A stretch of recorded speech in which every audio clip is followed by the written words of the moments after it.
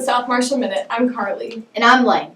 The AR reward for this 6 weeks will be breakfast at Mike Miller Park. The AR point deadline is Wednesday at 3 o'clock. Also on Thursday, we will have our 5th 6 weeks PBIS House Party Reward Day at Mike Miller Park. You will need to bring a sack lunch. We have been told that the concession stand will be open, so bring money for snacks if you would like. If you need a sack lunch from the cafeteria, please let your AA teacher know today. Bring any sporting equipment you would like, but it is your responsibility to keep up with it and use it appropriately. Also, be sure to check and dress up for the weather. There will be a cheer clinic today from 3:30 to 5:30, and on Thursday, tryouts are from 3 to 6. Miss Edwards said there will be no volleyball after school today. Please stand for the pledge. I pledge allegiance to the flag of the United States of America and to the republic for which it stands, one nation, under God, indivisible, with liberty and justice for all.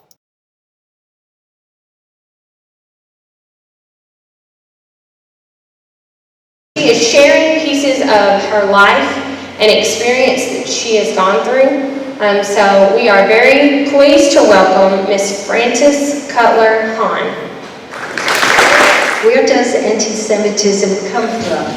Why does it still exist?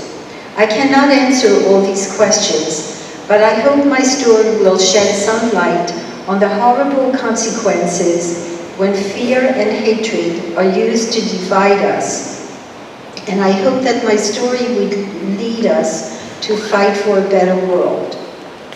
I was 2 years old when Hitler marched into Paris, France on June 14, 1940. Why did I survive when powerful forces were bent on destroying all Jews? I am 3.5 years old in my mother's arms. When the Germans entered Paris, my parents understood the danger. To save me, they put me in a children's home when I was about 3 years old, where my Jewish identity was hidden. Hitler fed on Europe's long history of anti-Semitism to inflame and unite his followers. He skillfully used propaganda, such as this poster, to portray Jews as dangerous and an enemy of the people. The first anti-Semitic law the Nazis imposed was that all Jews had to register with the police. Only 10% disobeyed. Jews trusted the French government. These registration forms were used to round up Jews. Women without children were sent to the detention camp Drancy near Paris. That is where my mother was sent. Those with children were sent to the Velodrome d'Hiver, Veldiv, an indoor stadium. Conditions were horrendous. No toilets. The only food available was provided by rescue groups. The Germans would not alter the train schedules to accommodate the children, so the French police brutally separated the children from their mothers. The children were left alone to fend for themselves. In mid-August, the children were deported to Auschwitz. They were sent directly to the gas chambers. If my parents had not sent me away, I might have been one of these children. At 10:30 a.m. on July 27, 1942, the Nazis deported my mother from the detention camp Drancy to the concentration camp Auschwitz on Convoy 11. I was 4 years old. Of the 1,000 Jews on Convoy 11, only 13 were alive 3 years later, only one a woman.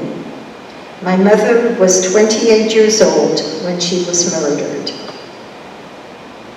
This letter warns my father that unless other arrangements are made, I will be put on the next convoy to a concentration camp.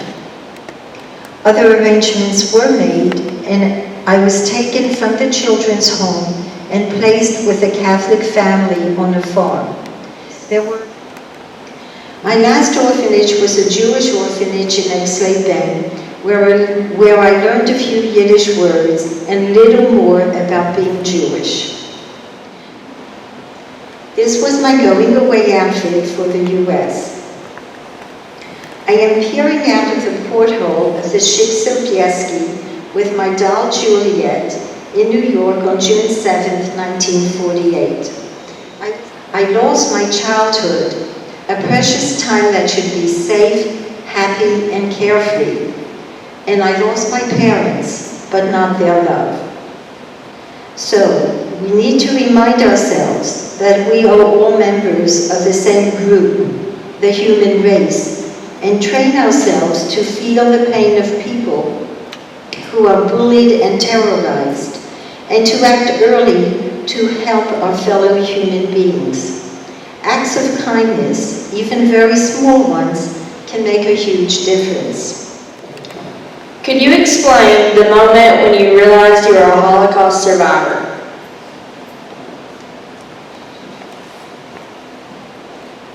I'm not sure when I realized it, because the concept of the Holocaust is a very difficult concept to grasp as a 10-year-old. The full horrors of the Holocaust, it's hard to imagine, and it's very painful to imagine. So it's a picture I tend to not want to see. It's a very painful thought of thinking of what my mother went through and how she died. That's, and once I realized that, that's the epitome for me of the Holocaust, although there are many, many aspects of the horrors. Today for lunch we are having a hot dog or barbecue sandwich. Tomorrow for breakfast we are having pancakes. Today's birthdays are Isabella Hoystrat and Gavin Smith. Happy birthday. 4-H camp application forms are in the office. Hey Lane, Yeah, Carly? how many tickles does it take to make an octopus laugh? I don't know. 10 tickles. That'll do it for us. Thanks for watching and have a great day.